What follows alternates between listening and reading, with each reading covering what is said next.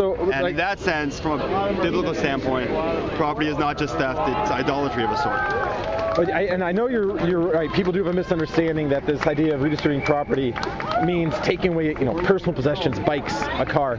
But the problem is that that's the same thing. At least my side would argue the same thing that the Bolsheviks said in the Soviet Revolution, where they weren't coming after the peasants' homes or the peasants' horse and cart. Ultimately, they were. But at first, it was the big businesses and the industry.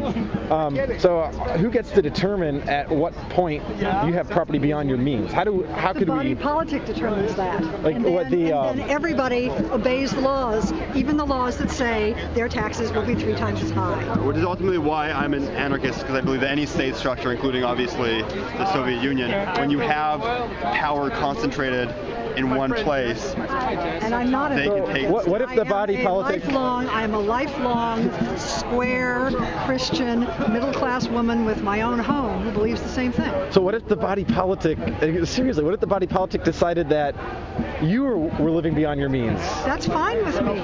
You'd be okay with. That's very honest. I have signed the manifesto that says I believe my tax rate should be about twice what it is. Well, what if the body politic that decides that, okay, when it comes to property, like your house is too big, or you shouldn't have your second or third house, or that luxury vehicle is too much? I don't think you should have your second or third house. I believe that the people who have too much, and I happen to, my family is pretty high up there. We're not 1%ers, but we're, 12ers or 19s or something.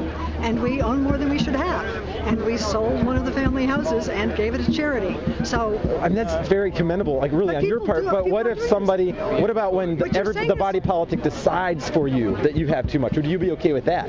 But they do all the time when they set the tax rates, when they decide how much we're going to pay for education in property taxes. That is what they're doing, and it is appropriate. That is how in a democratic system we decide what the distribution of wealth for community services and goods works. It's just those who are way up high don't want to give up what they've got. They don't want to be susceptible to a political shift that is going to take from them some of the things that they have thought of is that they're right. It is not their right, and it has never been their right. What would be too much? Not just an income, but an accumulated property. Because I think that's what it's going to come down to. A family can feed itself, educate its children, have a roof and transportation and a buffer for sickness. That's enough.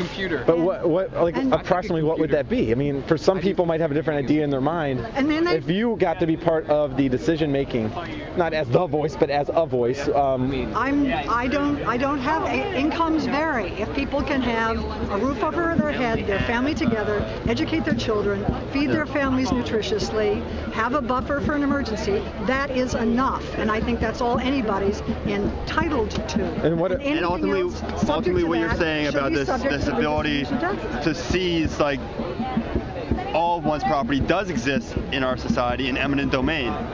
And it's not democratic, and my father is Aboriginal, and I've watched that happen on his people's land. That's the point where I think both sides could have agreement on. With Keith, that's another topic. Eminent domain is out of control in this country, and it's gone far beyond what the Constitution